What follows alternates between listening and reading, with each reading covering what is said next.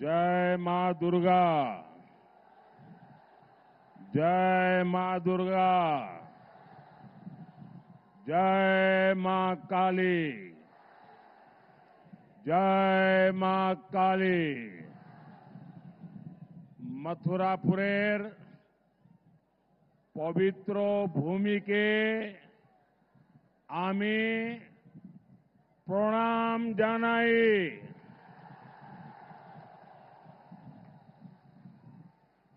मैं पवित्र गंगा सागर को प्रणाम करता हूं।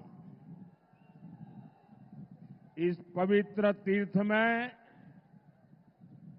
आप सभी का, माताओं बहनों का ये अनंत आशीर्वाद मैं देख रहा हूं। ये बताता है कि बीजेपी की विजय कितनी प्रचंड होने जा रही है।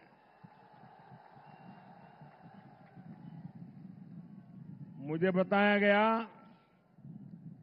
कि परसों साइक्लोन के कारण यहां बहुत बारिश हुई, मंडप बनाना भी मुश्किल था,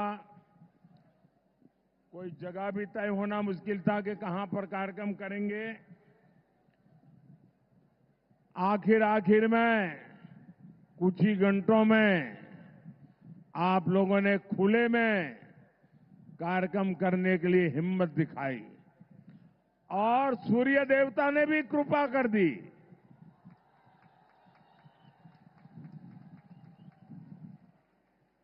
इतने कम घंटों में इतनी बड़ी रैली की योजना बनाना, मैं आप सबको हृदय से धन्यवाद देता हूं। ये तब संभव होता है जब जनता जनार्दन खुद चुनाव की बागडोर संभाले हुए हो। जनता जनार्दन खुद चुनाव का नेतृत्व करती हो, तब ऐसा दृश्य बनता है। मैं आज आप सबको शत शत नमन करता हूं। मैं आज आपके साथ ही कोलकाता के भी लोगों का आभार व्यक्त करूंगा। कल शाम कोलकाता के लोगों ने रोड शो में और उसके पहले भी और उसके बाद भी जो प्रेम दिया, जो स्नेह दिया, जो आशीर्वाद दिए, मैं ये दृश्य कभी भूल नहीं सकता हूं।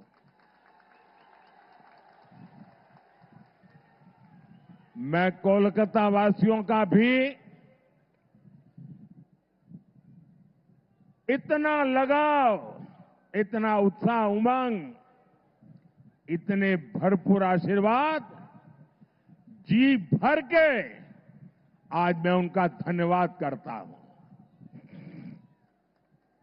साथियों, आपका ये स्नेह, ये साफ साफ संदेश दे रहा है।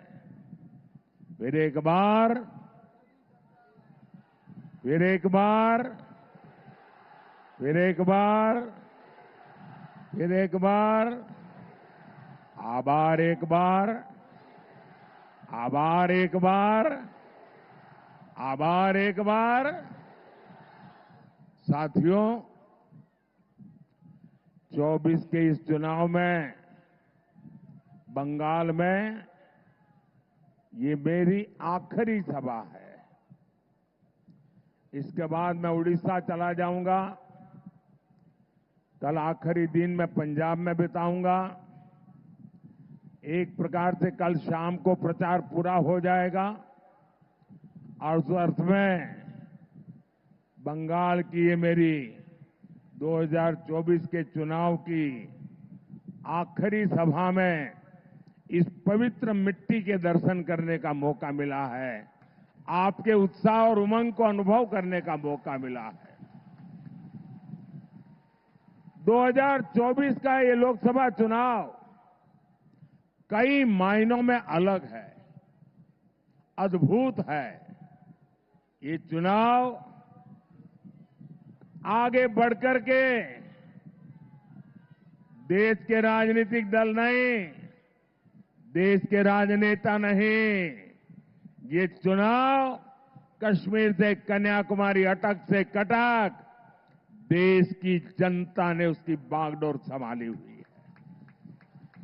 इस चुनाव का नेतृत्व देश की जनता कर रही है, क्योंकि उसी जनता ने 10 साल की विकास यात्रा भी देखी है और 60 वर्षों की दुर्गति भी देखी है। आप याद करिए, देश के करोड़ों गरीब जीवन की मूलभूत सुविधाओं से वंचित थे। भारत जैसे देश में भुखमरी की खबरें आम होती थी। करोड़ों लोगों के सर पर छत नहीं थी। महिलाएं खुले में शौच जाने के लिए मजबूर थी। पीने के लिए पानी नहीं। 18,000 से ज्यादा गांवों में बिजली नहीं। उद्योगों के लिए संभावनाएं नहीं। ये तो एक दृश्य। सबसे बड़ा दुर्भाग्य ये भी था कि सुधार के लिए चर्चा भी नहीं होती थी। परिवारवाद की राजनीति ने करोड़ों करोड़ युवाओं के सपने मार दिए थे। 5-5 पीढ़ी को आजाद हिंदुस्तान में तबाह कर दिया गया। उनके सपनों को रौंद दिया गया।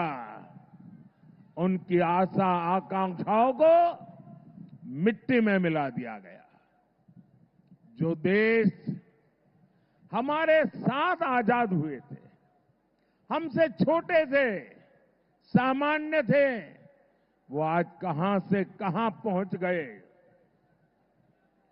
हमारे पास इतना टैलेंट, इतना स्किल का सामर्थ्य, युवा आबादी की बढ़त, लेकिन हम पीछे छूटते चले गए।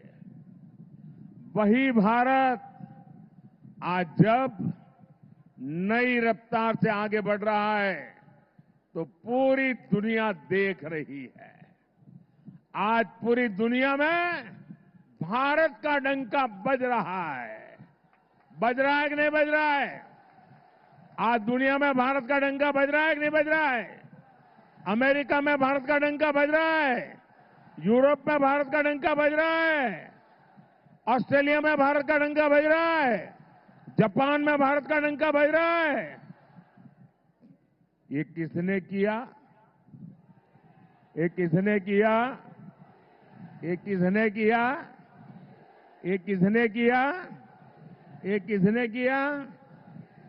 जी नहीं, आपका जवाब गलत है। ये सब हुआ है आपके एक वोट की ताकत से। ये आपका वोट जिसने मोदी को मजबूत बनाया, और मोदी की मजबूत सरकार ने दुनिया में भारत का झंडा फहरा दिया। ये ताकत मोदी की नहीं, ये ताकत आपके एक वोट की है। हमने 10 साल में 4 करोड़ गरीबों को पक्के घर बना करके दिए हैं। 12 करोड़ से ज्यादा घरों तक पानी पहुंचाया। हर गांव तक बिजली पहुंचाई। आज हम विश्व की 5वीं बड़ी अर्थव्यवस्था है। हम तीसरी बड़ी अर्थव्यवस्था बनने की दिशा में तेज गति से आगे बढ़ रहे हैं। अब भारत विकसित भारत बनने की राह पर चल पड़ा है। अब आने वाले 5 साल स्वर्णिम भारत के निर्माण में निर्णायक भूमिका निभाएंगे। ये एक बहुत बड़ा टर्निंग पॉइंट है और इसकी शुरुआत 4 जून को होने जा रही है। साथियों, विकसित भारत के लिए विकसित बंगाल का निर्माण जरूरी है। ये तभी होगा जब आप ऐसे एमपी चुने जो इस विजन को लेकर चले। इसलिए मुझे बंगाल से ज्यादा आप कमल जिताकर भेजेंगे, इसका आशीर्वाद चाहिए। मुझे ज्यादा से ज्यादा बीजेपी के एमपी चुन करके आप भेजें, इसके लिए मैं आपका आशीर्वाद मांगने आया हूं।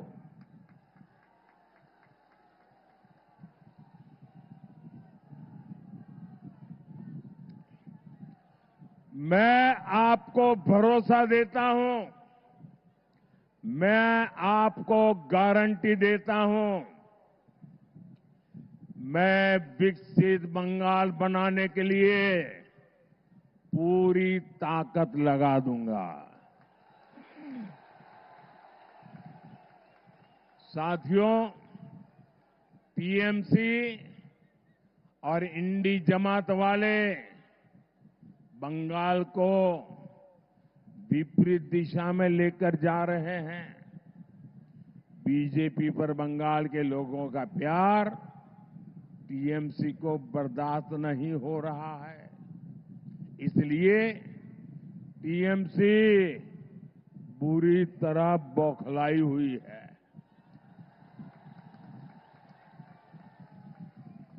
क्या क्या बोलते हैं। बंगाल के प्रति नफरत से भरी हुई टीएमसी के पास एक ही हथियार बचा है, एक ही हथियार बचा है, एटा होते देवो ना।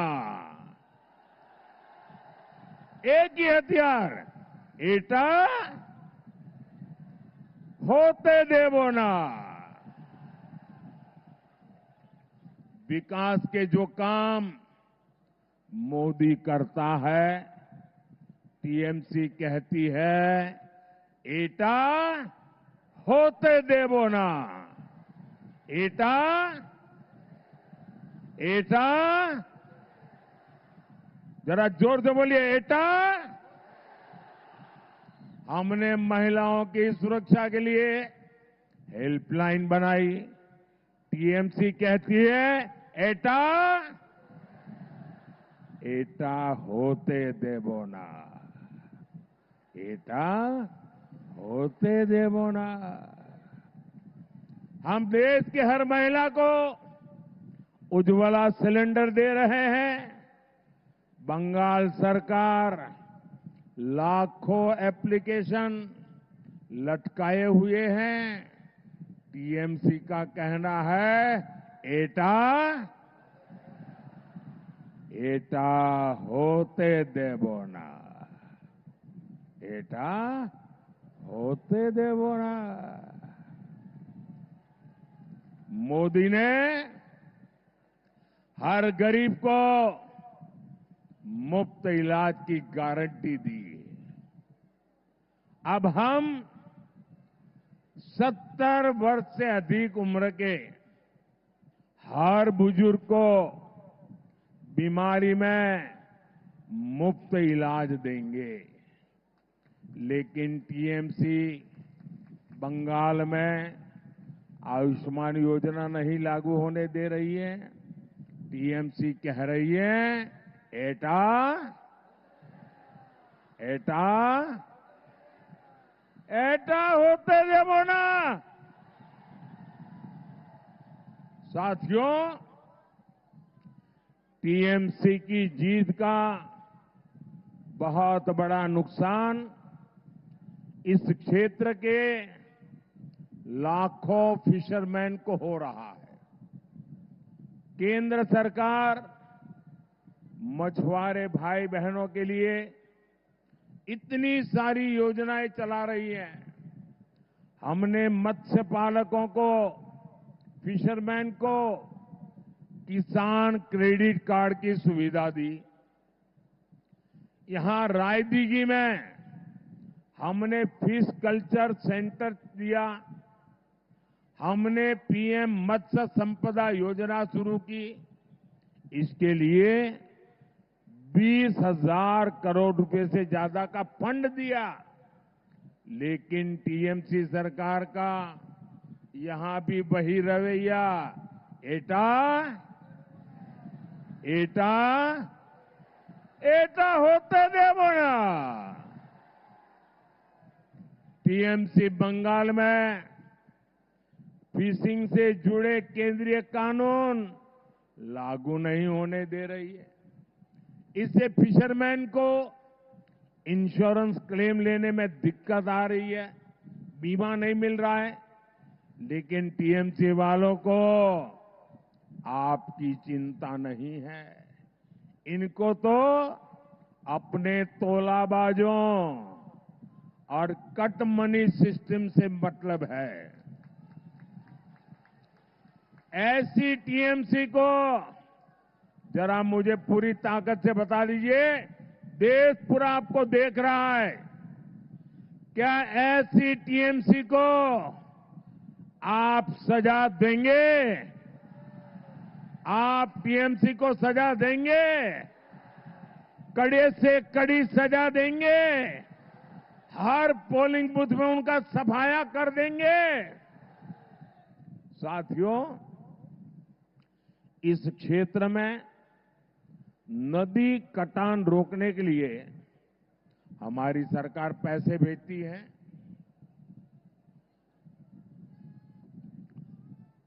वो पैसा टीएमसी खा गई।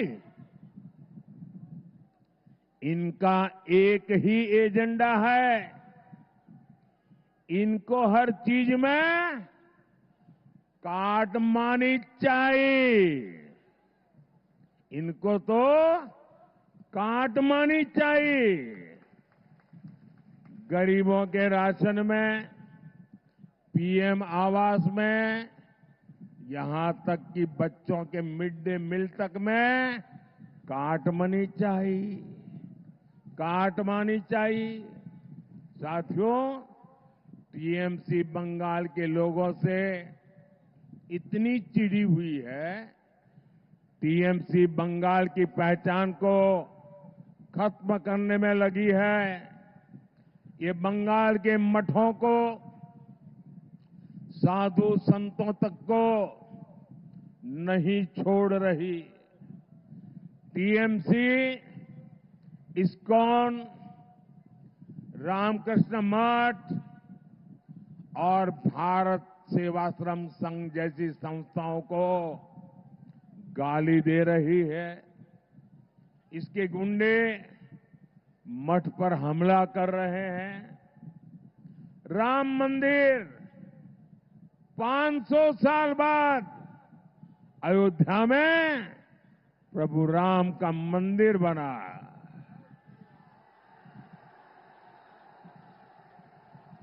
जय श्री राम, जय श्री राम, जय श्री राम। राम मंदिर हमारी आस्था का केंद्र है। टीएमसी के लोग राम मंदिर को अपवित्र बताते हैं।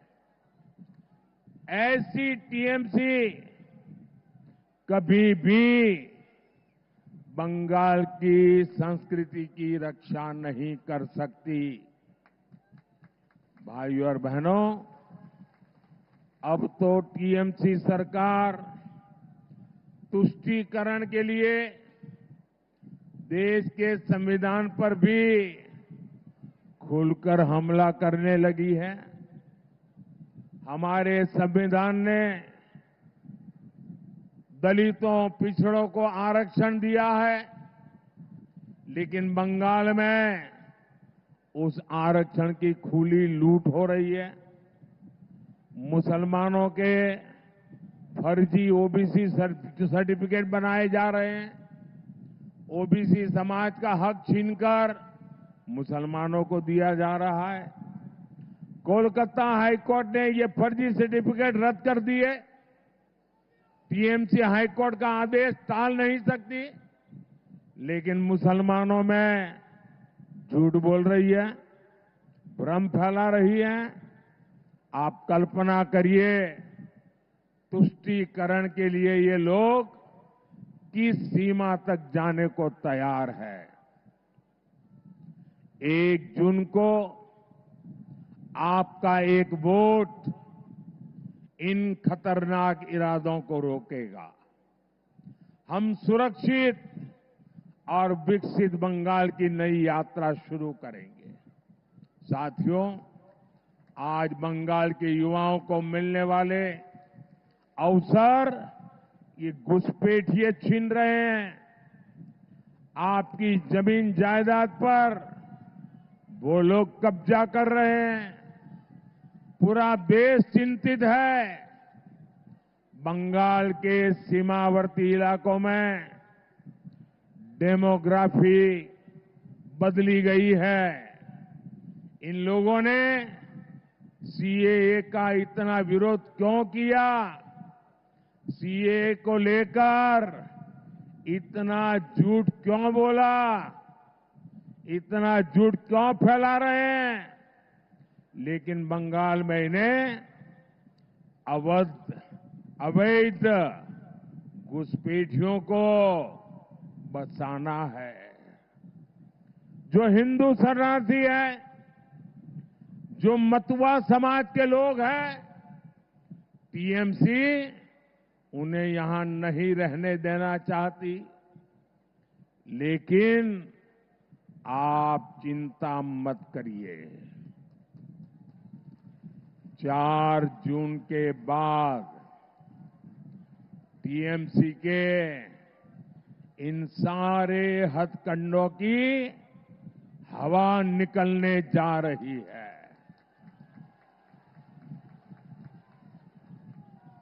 हमारे मतुआ समाज, नामशूद्र समाज को उसके अधिकार मिलकर के रहेंगे, ये मोदी की गारंटी है।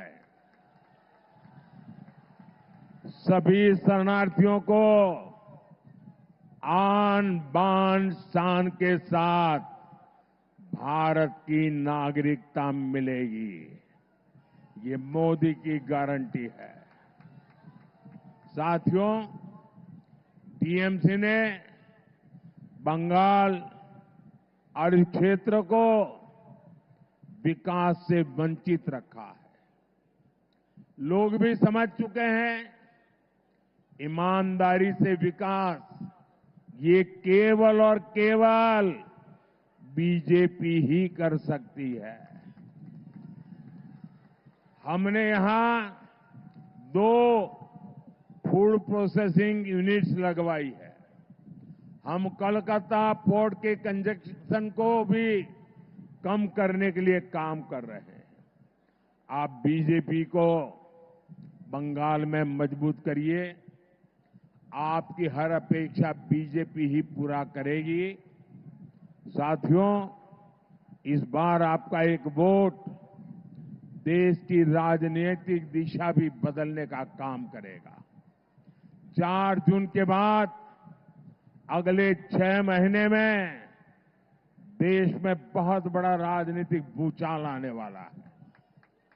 ये परिवारवादी पार्टियां अपने आप बिखर जाएगी। इनके कार्यकर्ता भी अब थक चुके हैं। वो भी देख रहे हैं कि देश किधर जा रहा है और ये पार्टियां किधर जा रही हैं। साथियों, हमारे साथ यहां मंच पर बीजेपी के 3 प्रत्याशी उपस्थित हैं। मथुरापुर से श्री अशोक पुरकायत जी, जयनगर से डॉक्टर अशोक कंडारी जी और डायमंड हार्बर से अभिजीत दास बॉबी जी। मेरा आग्रह है, इन्हें भारी बहुमत से विजयी बनाएं। इन्हें दिया हुआ आपका वोट मेरी शक्ति बढ़ाएगा। मैं रविंद्रनाथ टैगोर को याद करते हुए अपनी बात समाप्त कर रहा हूं और मैं बंगाल के लोगों का भी जो उत्साह, उमंग और समर्थन दिया है, इसके लिए आभार व्यक्त करते हुए आज की मेरी अंतिम सभा, इस चुनाव की अंतिम सभा का आखिरी दौर है। गुरुदेव रविंद्रनाथ ने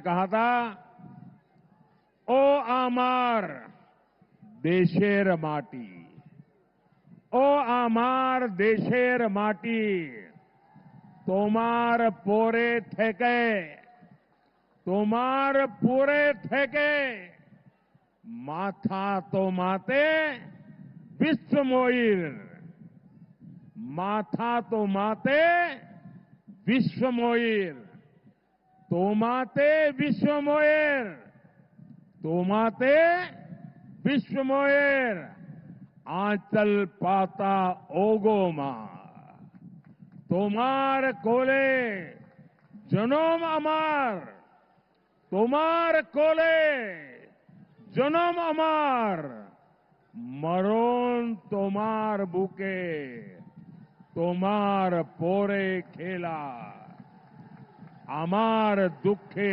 सुखे, आमार दुखे सुखे। बोलिए भारत माता की, भारत माता की, भारत माता की। वंदे वंदे वंदे वंदे वंदे वंदे वंदे वंदे वंदे वंदे वंदे। बहुत बहुत धन्यवाद।